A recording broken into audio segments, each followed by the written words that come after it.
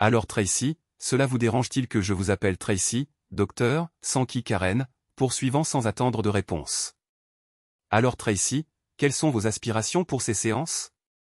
Dès la première consultation vidéo, elle avait déjà une compréhension générale des problèmes qui accablaient le mariage Briley, mais elle souhaitait que Tracy exprime elle-même ses objectifs et ses attentes. Assurer l'alignement de tous est une phase initiale essentielle en thérapie de couple. C'était sa première rencontre en personne avec le couple Briley, Tracy et Jacques. Bien qu'elle ait déjà échangé avec Tracy par vidéoconférence, c'était la première fois qu'elle rencontrait le mari de Tracy. Jacques Briley mesurait 1,88 m, avec une silhouette athlétique qui suggérait un coureur plutôt qu'un habitué des salles de sport. Rasé de près, avec d'épais cheveux blonds soigneusement peignés en arrière derrière son col, Tracy Briley était plus petite, d'1,67 m, et Karen estimait son poids à environ 57 kg. Elle portait également des cheveux blonds, coiffés aujourd'hui en une queue de cheval qui tombait entre ses omoplates.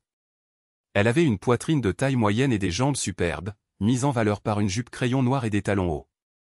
Ses jambes bronzées mettaient en évidence des mollets musclés d'athlète, parfaitement accentués par les talons de 10 cm. Depuis que j'ai repris le travail il y a 6 mois, mon mari est devenu possessif et émotionnellement abusif. Il essaie constamment d'empiéter sur mon espace personnel. Je me suis abstenu de travailler pendant plusieurs années pour rester à la maison, et maintenant que nos filles sont scolarisées, j'ai repris ma carrière. Jacques a développé une jalousie intense, et sa conduite possessive et manipulatrice est devenue incontrôlable. Mon objectif dans cette thérapie de couple est de persuader Jacques qu'il n'a aucune raison de s'inquiéter et que son comportement possessif doit cesser. Karen observa l'expression du visage de Jacques pendant que sa femme exposait le problème de son point de vue. Son visage restait impassible, presque détaché, pendant qu'elle parlait. Karen pouvait facilement l'imaginer comme un individu dominateur. Merci, Tracy. Jacques, parlons de ce que Tracy vient de mentionner. De votre point de vue, quel est le problème au sein de votre mariage? Jacques Briley croisa le regard de Karen avant de tourner les yeux vers sa femme. Puis, il parla d'un ton monotone, dénué d'émotion.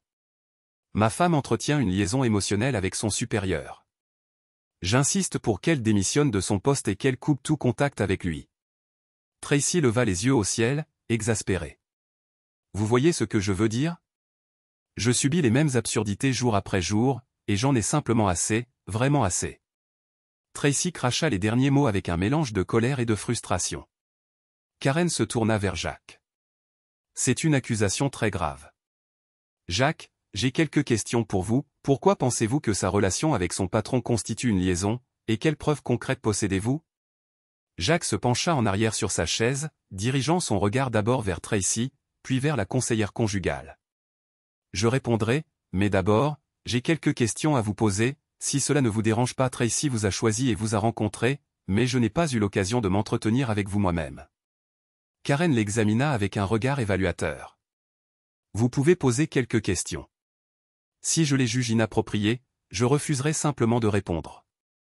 Très bien, dit Jacques, croisant à nouveau le regard de Karen. Êtes-vous marié? Non, je ne le suis pas, répondit Karen. Avez-vous déjà été marié? Karen se sentait invariablement un peu mal à l'aise de parler de sa vie personnelle, mais elle reconnaissait également qu'une conseillère compétente devait faire preuve d'une certaine ouverture et vulnérabilité envers ses clients. Dans une certaine mesure, oui, j'ai été marié, mais je suis divorcé depuis plusieurs années maintenant. Karen commençait à se sentir de plus en plus mal à l'aise face à la direction que prenaient les questions. Pourquoi avez-vous divorcé? Eh bien, maintenant les questions dépassaient clairement les bornes, pensa Karen. Avant qu'elle ne puisse répondre, Jacques posa la question suivante. Était-ce une infidélité? Mon mariage n'a aucun rapport avec le vôtre. Votre mariage et le mien sont totalement dissemblables, et la dissolution de mon mariage n'est pas un sujet que nous aborderons davantage. Karen réalisa que ces mots étaient sortis sur un ton plus colérique que compatissant. Elle devait reprendre le contrôle de ses émotions. Pourquoi Jacques Briley se sentait-il obligé de sonder un sujet aussi sensible? Je vais prendre ça pour un oui, répondit Jacques. Oui, il y a eu infidélité, déclara Karen, ses lèvres se contractant en une ligne pâle, fine et ferme. Merci pour votre honnêteté, répondit Jacques. Je la qualifie de liaison émotionnelle parce qu'ils interagissent non seulement toute la journée au travail, mais qu'ils échangent aussi sans cesse des SMS le soir et le week-end. Chaque fois que nous sortons, elle passe la majeure partie de son temps sur son téléphone avec son patron. Elle refuse de me montrer ses messages et détourne son téléphone pour que je ne puisse pas voir ce qu'elle fait. Elle dort avec son téléphone sous son oreiller et l'emmène avec elle dans la salle de bain. Nous n'avons pas eu de relation sexuelle depuis 3 mois, et si elle ne couche pas déjà avec lui, je sais que ça ne saurait tarder. Karen jeta un coup d'œil scrutateur à Tracy. C'était une version de l'histoire sensiblement différente de celle que Tracy lui avait racontée lors de leur appel vidéo. Tracy, est-ce que Jacques dit la vérité? Le visage de Tracy afficha une fois de plus de la colère et du dégoût. Non, j'échange des textos avec de nombreuses personnes. J'ai de la famille et des amis avec qui je communique. Il est simplement triste et pathétique. Il cherche à me contrôler et refuse de me permettre d'avoir des amis. Jacques, avez-vous des preuves pour étayer ce dont vous accusez Tracy? Jacques plongea la main dans la mallette qu'il avait posée sur le sol. Quand il s'était assis au début de la séance, il en sortit plusieurs pages et les tendit à Karen. « Qu'est-ce que je suis censé regarder ?» demanda Karen. « Il s'agit de notre facture de téléphone d'il y a 4 mois. Si vous consultez la 4e page, c'est là que commencent les données du téléphone portable de Tracy. Elles se poursuivent sur la 5e page. Vous pouvez les compter si vous le souhaitez. Mais durant ce mois, elle a envoyé un peu plus de 300 messages, principalement à moi, à ses sœurs et à sa mère. Qu'est-ce que tu fais, Jacques? Tu es en train de confirmer ce que je dis, rétorqua Tracy.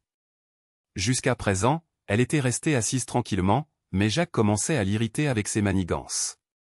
Jacques replongea la main dans sa mallette et en sortit un autre document, visiblement plus épais. Voici notre facture de téléphone du mois dernier, annonça Jacques en tendant les pages à Karen.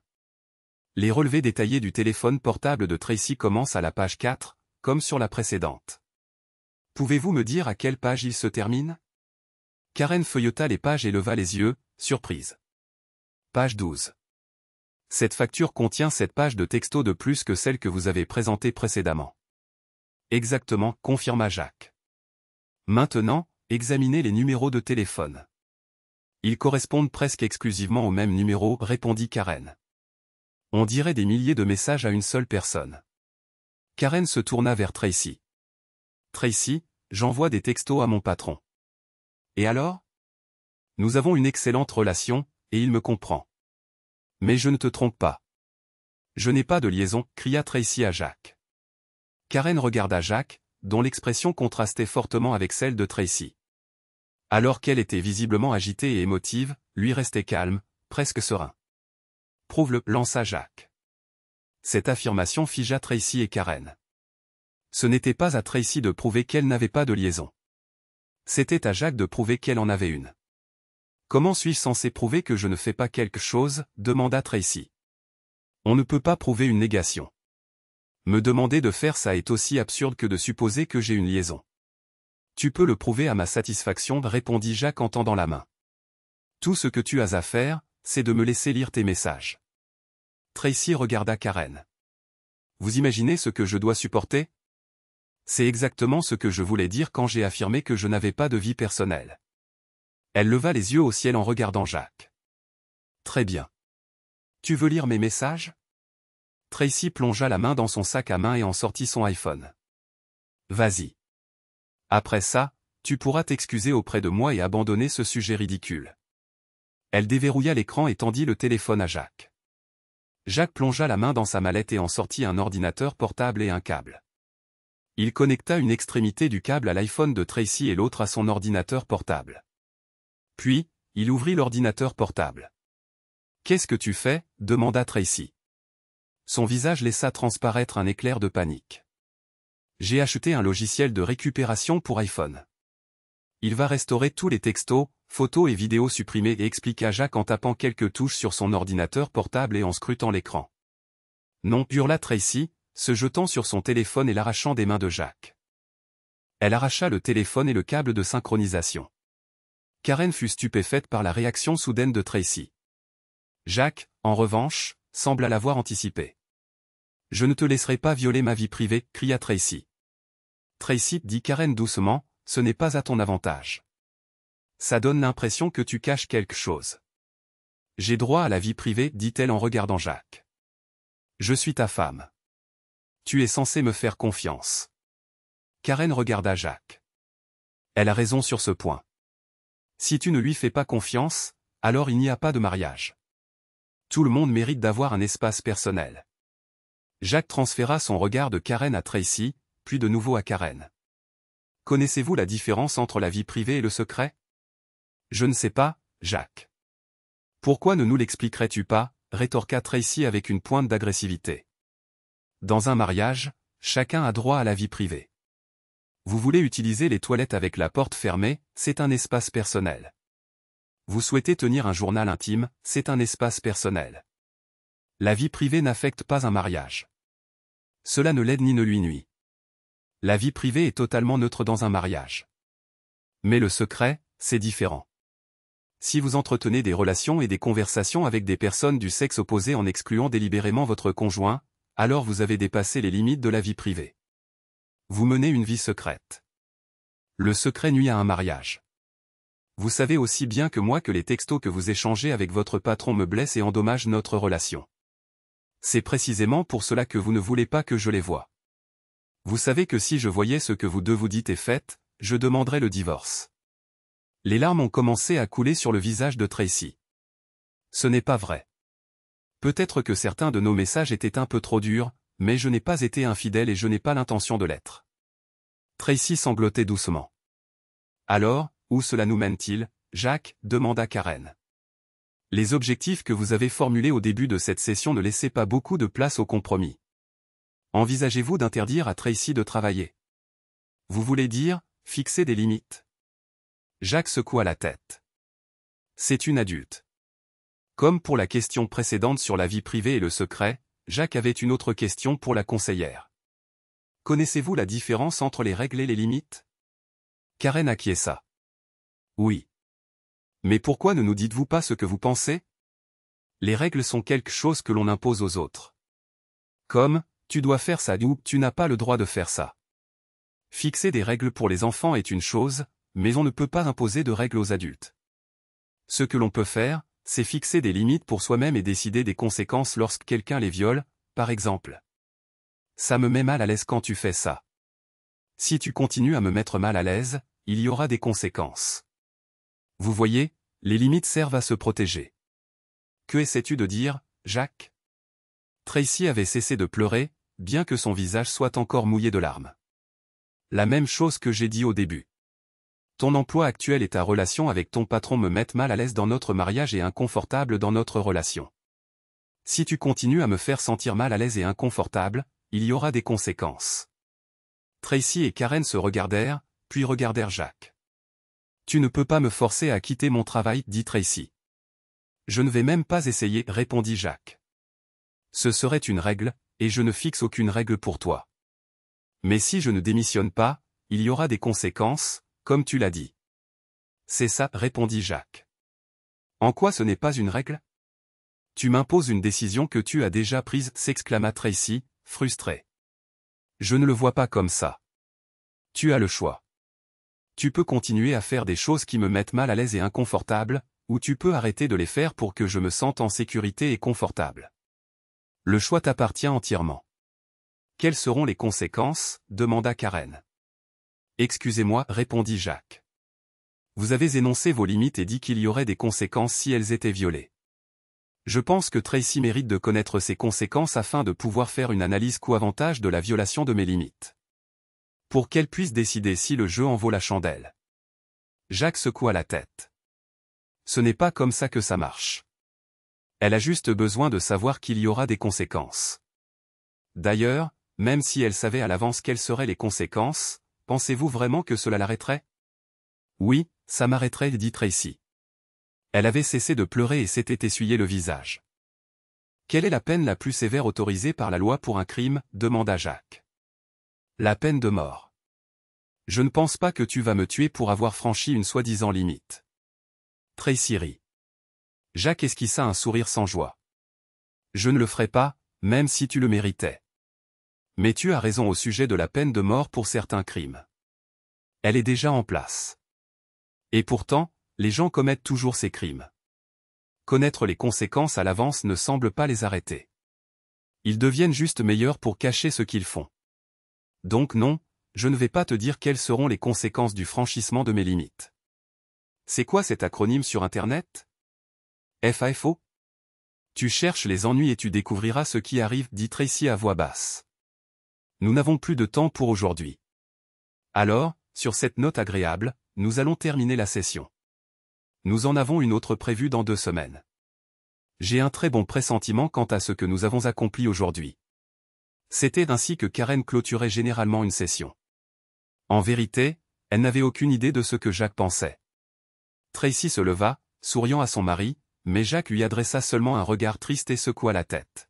« Vous avez manqué une très bonne session il y a 2 semaines, dit Karen. Tracy a mentionné que vous aviez dû quitter la ville de manière inattendue pour le travail. Je lui ai dit que nous avions eu une réunion très productive, dit Tracy à Karen. Je suis beaucoup plus optimiste quant à l'avenir de notre mariage. Lors de cette session, Jacques semblait encore plus détendu que la dernière fois. Lors de la session précédente, il avait l'air triste et résigné. Cette fois, il était presque joyeux. Cette session va bien se passer, pensa Karen. Tracy commença, docteur, Karen et moi avons parlé de transparence et de son importance dans un mariage. Tracy poussa son téléphone vers Jacques. Tu peux regarder dedans et récupérer mes messages, dit-elle. Merci, Tracy. Jacques ricana. Mais ce ne sera pas nécessaire. Je suis sûr que tu as déjà réinitialisé ton téléphone aux paramètres d'usine. Tu as l'air nettement plus heureux que lors de notre dernière séance, dit Karen. La façon dont cette séance s'est terminée m'avait beaucoup inquiété pour vous deux. Jacques balaya ses inquiétudes d'un geste de la main.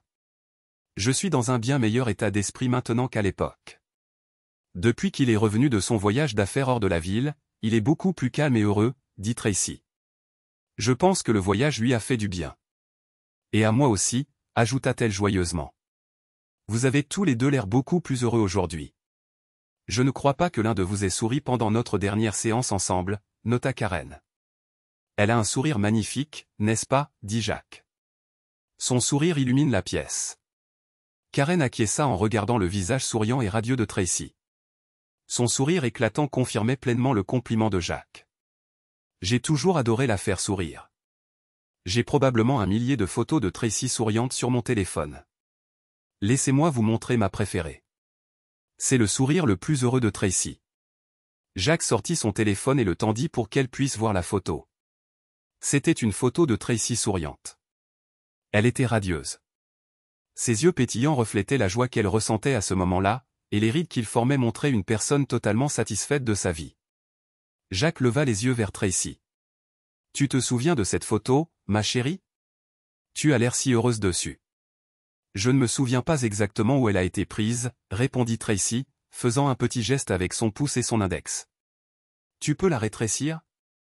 Bien sûr, répondit Jacques, tenant toujours son téléphone pour que Tracy et Karen puissent voir l'écran. Jacques fit lentement un geste de pincement pendant que Karen et Tracy regardaient, la photo de Tracy commença à rétrécir, et l'arrière-plan commença à se mettre au point. Au fur et à mesure que Tracy rapetissait, il devint clair qu'elle se tenait à quelques pas seulement d'une porte. Alors que l'image s'éloignait encore, une main apparut sur la poignée de la porte. Puis la silhouette entière d'un homme se tenant derrière elle devint visible. « Chérie, laisse-moi t'expliquer, » dit Tracy.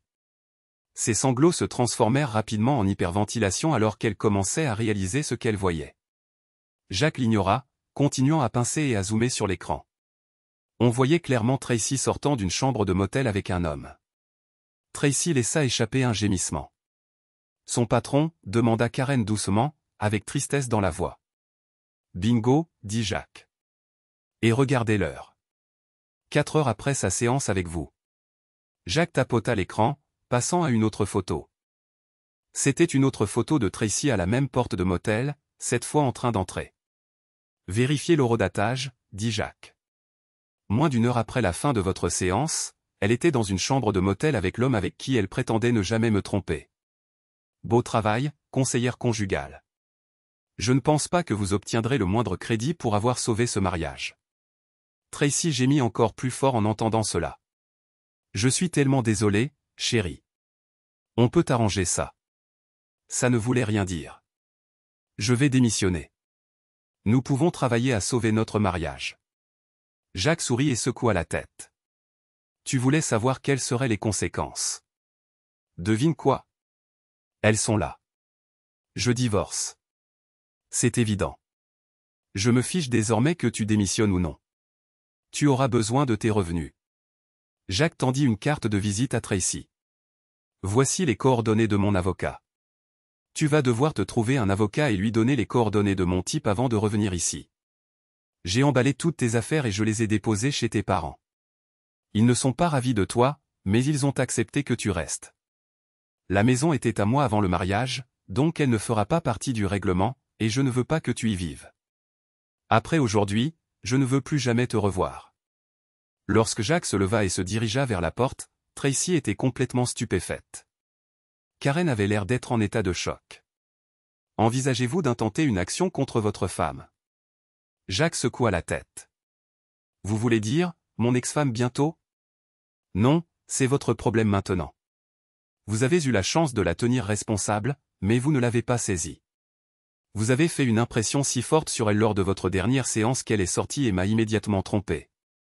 Au fait, j'ai découvert que lorsque vous avez dit que votre propre mariage s'était terminé à cause d'une infidélité, c'était en fait votre infidélité, pas celle de votre mari. La raison pour laquelle je soulève ce point, c'est que je ne pense pas que le conseil conjugal soit la bonne profession pour vous. Jacques se leva et se dirigea vers la sortie du bureau. Il regarda Tracy. Elle était assise par terre, se serrant dans ses bras et se balançant d'avant en arrière, répétant « Je suis désolé, je suis désolé, je suis désolé ». Il secoua la tête devant cette scène déchirante et sortit par la porte.